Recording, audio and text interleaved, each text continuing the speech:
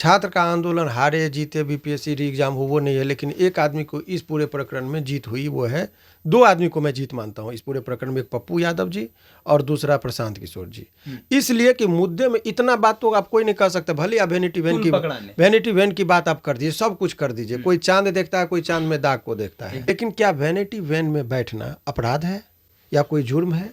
जिस बात का हम जिक्र कर रहे हैं, आप समाजवाद की बात करते हैं, कोई व्यक्ति ये कहता है कि समाजवाद का, वहाँ समाजवाद की बात, महात्मा गांधी के पिता बहुत अमीर थे और महात्मा गांधी उस समय लंदन जाकर के पढ़ाई किए थे और बैरिस्टर का वहाँ से उपाधि लेकर के आए थे। उतना अमीर होने के बाद में महात्मा गांधी जब भारत आए थे तो देश को आज़ादी कराने के लिए एक धोती में वो देश की आज़ादी में अपना योगदान दिए थे। ये भी अमेरिका में जाकर के पढ़ाई वगैरह किए, सारा काम धाम किए। ये आते हैं तो महात्मा गांधी का तस्वीर लेकर के आप चलिएगा सर, 4 करोड़ के वैनिटी वैन में बैठिएगा और कहिएगा कि हमको ज़रूरत है, हम इक्वलिटी की बात करते हैं। आप वैनिटी वैन में शौचालय करने जाइएगा और गांधी मैदान में 3-3 शौचालय रहता है, आप वहाँ पर नहीं जाइएगा, सारे छात्र वहाँ जाएंगे। तो ये तो कहीं ना कहीं गलत तो बातें हैं ना। मैं धिक्कार रहा हूँ उनको, जिनकी कर्तव्य थी वो नहीं किया, उनके प्रति हमारा गुस्सा है। तेजस्वी को इसको पहले पकड़ लेना। मैं नाम नहीं ले रहा हूँ, जो सक्षम व्यक्ति हैं जी, घर में आग लगी है, जिनके पास पानी का टैंकी वो पानी नहीं दे रहा है, और जो आदमी के पास लोटा है वो लोटा से पानी बुता रहा था, आप कहिएगा कि लोटा से काहे दे रहा, सोना का लोटा था उसे पानी नहीं डालना चाहिए? भाई आपके पास तो पानी टंकी था, स्विच देते मोटर से बंद हो जाता। हमें लगता है कि आप लोग के जैसे लोगों को राजनीति में आना ही चाहिए। राजनीति में नहीं आना चाहिए, राजनीति में इसलिए नहीं आना चाहिए कि हमारा मंजिल कुछ और है। नहीं सर, हमारे मोतिहारी के एक चर्चित वकील है। नहीं ना, वकील भी आते हैं, लेकिन मैं आपको बता रहा हूँ कि मैं किसी भी पार्टी से ना इंटरेस्ट हूँ, ना मुझे टिकट चाहिए। हमारा ध्येय है कुछ और भी करते हैं, और हर आदमी का अपना नहीं, हर लोगों का अपना एक लक्ष्य है। हमें जरा बताइए कि पक्ष हो या विपक्ष हो, ये राजनीतिक सवाल है, पक्ष और विपक्ष ये दोनों लोग छात्रों के मुद्दा पर चुप रहे। पक्ष वाले लोग कह रहे हैं कि इनको ज़्यादा दिक्कत हो रही है, अपने टीआरपी को चमकाने के लिए इस तरीके का काम कर रहे हैं, और विपक्ष वाले इस पर मौन रह रहे हैं। आखिर में क्या आपको लगता है कि ये टीआरपी के लिए सब चीज़ें चल रही थी? देखिए, ये पॉलिटिकल बयान है, इस पॉलिटिकल बयान में मैं नहीं बोलता हूँ, लेकिन एक चीज़ मैं बता रहा हूँ जो आपको भी समझना होगा। सत्य को सत्य कहना चाहिए, बहुत ईमानदारी से चीज़ों का, हर आदमी का अपना कर्तव्य है, ठीक है। सत्ता पक्ष की मनमानी आप कह सकते हैं। तो इस देश में जब लोकतंत्र में जब भारतीय संविधान का निर्माण हो रहा था तो सभी लोगों का दायित्व को निर्धारित किया गया। हर परिस्थिति, जो परिस्थिति आज उत्पन्न है, वो परिस्थिति उत्पन्न होगी तो उसके लिए क्या कानूनी प्रावधान थे, इसीलिए तो आर्टिकल 395 अनुच्छेद बनाया गया। तो इतना अनुच्छेद है हम लोग का, तो उसमें छेद है, कोई ना कोई छेद से हम लोग कानून को उसको निकालते रहते लोगों के फेवर में। तो ये जो आप लोग करें इस परिस्थिति के लिए, तो आप एक चीज़ समझिए, प्रशांत किशोर को कल तक इतनी व्यापक पैमाने पर न्यूज़ कवरेज नहीं मिल रहा था। छात्र का आंदोलन हारे जीते बीपीएससी री एग्जाम हो वो नहीं है, लेकिन एक आदमी को इस पूरे प्रकरण में जीत हुई, वो है, दो आदमी को मैं जीत मानता हूँ इस पूरे प्रकरण में, एक पप्पू यादव जी और दूसरा प्रशांत किशोर जी। इसलिए कि मुद्दे में इतना बात तो आप कोई नहीं कर सकते, भले आप वैनिटी वैन की बात आप कर दीजिए, सब कुछ कर दीजिए, कोई चांद देखता है, कोई चांद में दाग को देखता है, लेकिन लोगों के नजरिया से भले ही नकारात्मक बात मीडिया में आके प्रवक्ता, ये पब्लिक है, सब जानती है। बिल्कुल, आप पब्लिक को नहीं, जितना जो लोग भी किसी को देखिए, हमको ना ही किसी पार्टी में इंटरेस्ट है, ना ही पॉलिटिक्स में, ना ही किसी विधायक में, ना किसी में, तो हम अगर यदि नॉर्मल सिटीजन हैं तो हम देखेंगे सबका कंडक्ट, और आपको यदि जिस टाइम में बयान दे रहे हैं उसी टाइम में लगता है कि आप ऐसा बयान क्यों दे रहे हैं। तो मेरा मानना है कि दो लोगों ने बहुत ही शिद्दत से जितना वो कर सकते थे छात्र के आंदोलन में उन्होंने किया। एक पप्पू यादव जी जो कर सकते थे वो उन्होंने किया, अपना योगदान दिया, और प्रशांत किशोर जी भी अपना योगदान दिए। लेकिन जो लोग बहुत व्यापक पैमाने पर शक्ति थी वो चुप शांत रह गए। तो अगर आप सत्ता सुनेगी नहीं, विपक्ष ध्यान नहीं दीजिएगा, तो तीसरा ये गैस तो कहीं ना कहीं फ्लो करेगा, पानी की बहाव को रोक नहीं सकते हैं।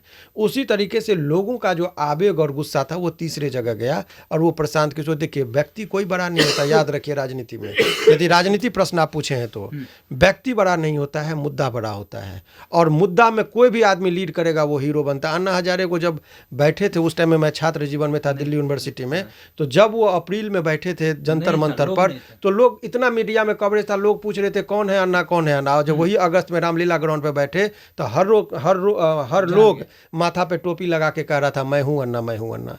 तो कौन हूं अन्ना से मैं हूं अन्ना का सफर देखे थे। करप्शन एक ऐसा मुद्दा था कि हीरो बना दिया और अरविंद केजरीवाल स्थापित हुए। और आज दो राज्य में और उस टाइम में भी इतनी ही आलोचना होती थी, इतने अरविंद केजरीवाल पर लोग हंसते थे कि कहते ये क्या कर लेगा, और अन्ना हजारे को कहते थे कि बूढ़ा ये क्या कर लेगा। भले ही अभी आप काम कम आंक रहे हैं प्रशांत किशोर को, लेकिन आपके निष्क्रियता, आपका दूरदृष्टि सोच नहीं है, तो आप एक ऐसे एक नेता को पनपने का अवसर दे रहे हैं। और भले ही आपको लगता है कि आप अभी आपका कहना नहीं चाहिए जो कि आप पॉलिटिकल बयान, लेकिन हमें रोक नहीं है तो भड़ास नहीं, मुझे भी है। हाँ, मुझे लग रहा था अभी यदि आप पूछ दिए हैं तो एक आदमी लाठी खाता हुआ फोटो वायरल हो रहा है, एक आदमी का हो रहा है कि वो तपती इस माने कड़कड़ाती ठंड में बिना कंबल के और बिना टोपी के गांधी जी के नीचे बैठ के वो एक छात्र हित की बात कर रहा है। एक आदमी का फोटो वायरल होता है कि रेलवे को रोकता हुआ इतनी भारी भरकम शरीर रहते हुए पैदल वो मार्च करते हुए इनकम टैक्स चौराहा तक जाते हैं, उस आदमी का चर्चा होता है। और तीसरे आदमी का फोटो होता है कि बच्चे को आप खिला रहे हैं।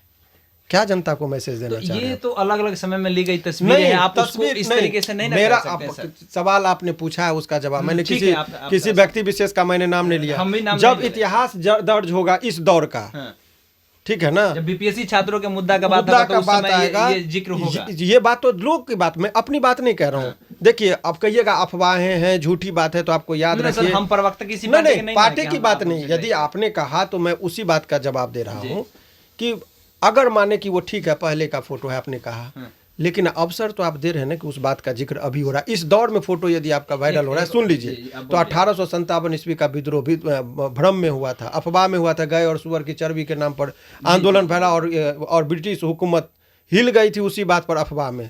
तो it is the duty of the opposition party also to show that कि ये जो घटनाएं हैं वो नहीं है, हम छात्रों के साथ हैं, और वो दिखना भी चाहिए। मैं ये नहीं कह रहा हूँ, मेरी भी सिंपैथी है, संवेदना है।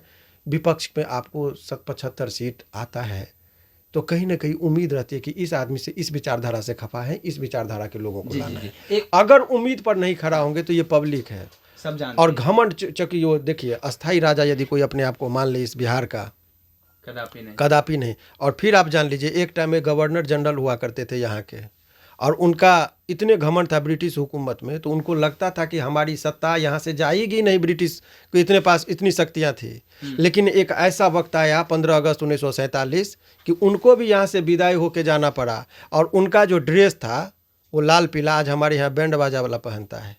तो वो बातों को आप समझिए कि घमंड में आपने जो लाइन बोला है, इस पे हम एक और जिक्र करना चाहते हैं। वैनिटी वैन को लेकर के एक बार लास्ट अब सुन ही लीजिए, जब बोल ही रहे हैं सर। तो महात्मा गांधी के पिता बहुत अमीर थे, और महात्मा गांधी उस समय लंदन जाकर के पढ़ाई किए थे और बैरिस्टर का वहाँ से उपाधि लेकर के आए थे। उतना अमीर होने के बाद में महात्मा गांधी जब भारत आए थे तो देश को आज़ादी कराने के लिए एक धोती में वो देश की आज़ादी में अपना योगदान दिए थे।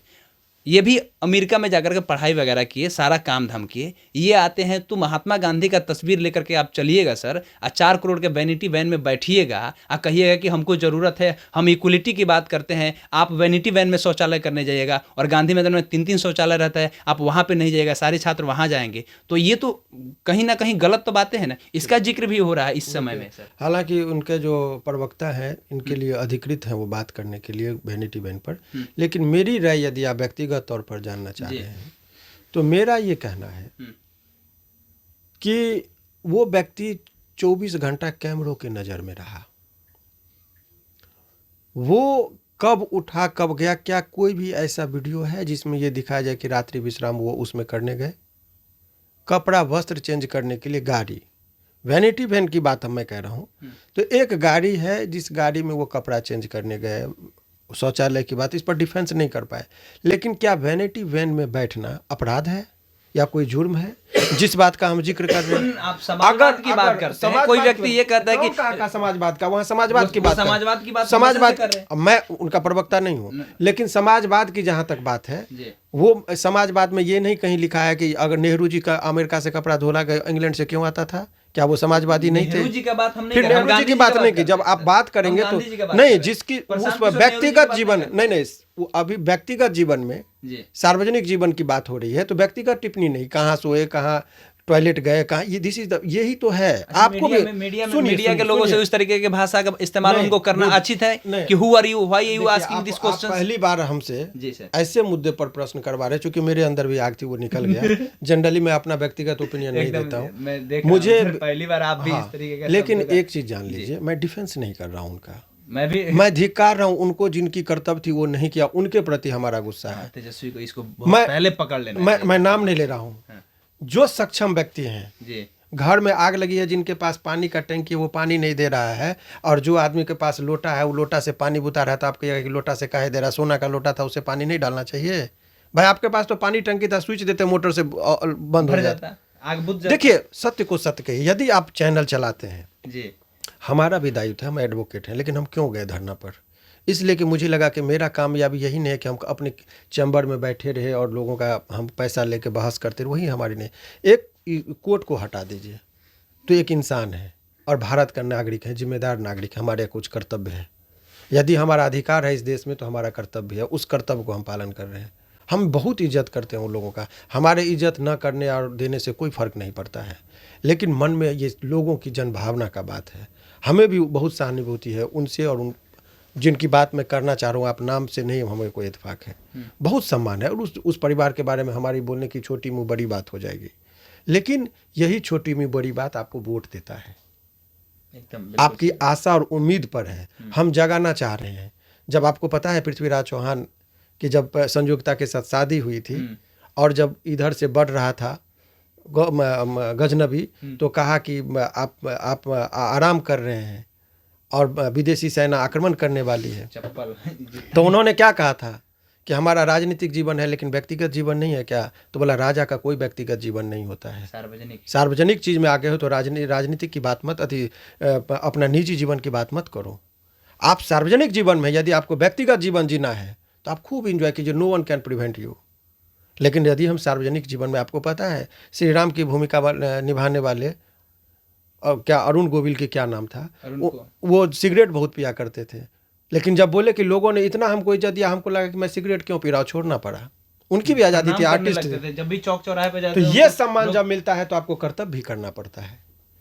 इसीलिए केशव जी, बिल्कुल बिल्कुल, मैं आपको लगता कर लूंगा आपकी बात, ठीक है, ज़्यादा नहीं, यही चीज़ है, बातें होनी चाहिए। हमें किसी भी पार्टी से नहीं है, ना हम उनके प्रवक्ता हैं ना किसी के प्रवक्ता हैं, इस पर सच बोलना चाहिए। छात्र हित की मुद्दा था और उसी आपको 74 के आंदोलन के ही सभी उपजे हुए नेता हैं जो आज सत्ता में होकर के ब्रिटिश और आज भी वही चीज़ समझ रहे हैं।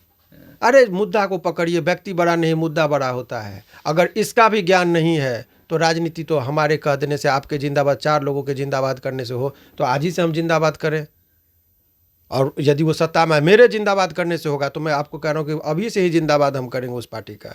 हमें लगता है कि आप लोग के जैसे लोगों को राजनीति में आना ही चाहिए। राजनीति में नहीं आना चाहिए, राजनीति में इसलिए नहीं आना चाहिए कि हमारा मंजिल कुछ और है। नहीं सर, हमारे मोतिहारी के एक चर्चित वकील है। नहीं ना, वकील भी आते हैं, लेकिन मैं आपको बता रहा हूँ कि मैं किसी भी पार्टी से ना इंटरेस्ट हूँ, ना मुझे टिकट चाहिए। हमारा देह है कुछ और भी करते हैं, और हर आदमी का अपना नहीं, हर लोगों का अपना एक लक्ष्य है, उस लक्ष्य से नहीं भटकना चाहिए। हमारे बात से नहीं किसी को हम आहत देना चाह रहे हैं, हम धिक्कारना चाह रहे हैं उस लोगों को जिनके पास शक्तियाँ थी, वो कुछ कर सकते थे, वो नहीं आए।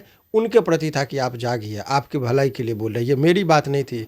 कोर्ट में पूरे बिहार के लोग आते हैं, हर लोगों के कमेंट के आधार पर हमने एक संकेत दिया, और यही चाणक्य लेके गया था धनानंद को जगाने, और धनानंद ने कहा था मूर्ख ब्राह्मण तुम हमें शिक्षा देते हो, और उसने कहा कि मैं सखा को तब तक नहीं बांधूंगा कि शिक्षक के गोदी में प्रलय और निर्माण दोनों पलते हैं।